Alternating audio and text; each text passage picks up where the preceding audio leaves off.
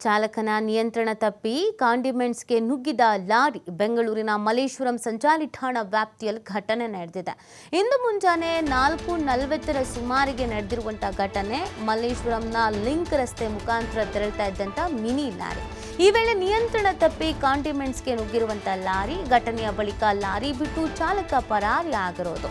ಘಟನೆಯಲ್ಲಿ ಯಾವುದೇ ಪ್ರಾಣಾಪಾಯ ಸಂಭವಿಸಿಲ್ಲ. ಸ್ಥಳಕ್ಕೆ ಮಲ್ಲೇಶ್ವರಂ ಸಂಚಾರ ಠಾಣಾ ಪೊಲೀಸರು ಭೇಟಿ ಕೊಟ್ಟಿದ್ದಾರೆ. ಕ್ರೇನ್ ತರಿಸಿ ಲಾರಿ ತೆರವುಗೊಳಿಸ್ತಾ ಇದ್ದಾರೆ ಪೊಲೀಸರು.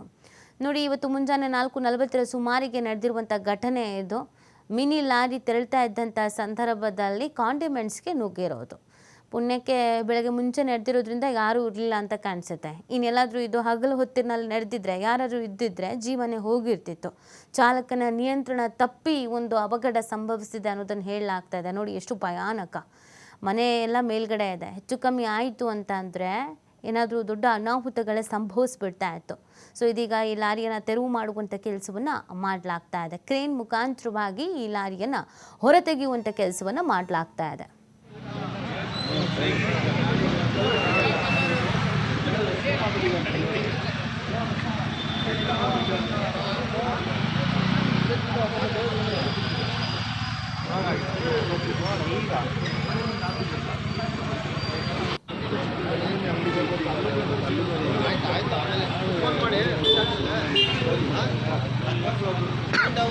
ಸರಿ ಸರಿ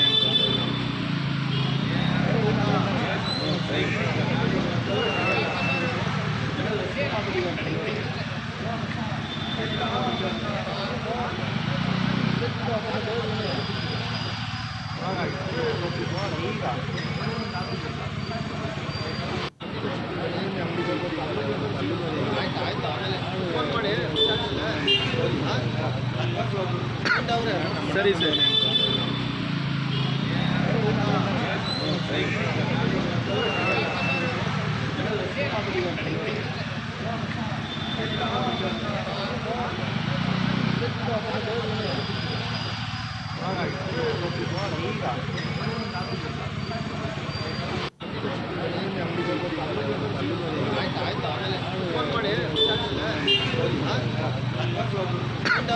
ಸರಿ ಸರಿ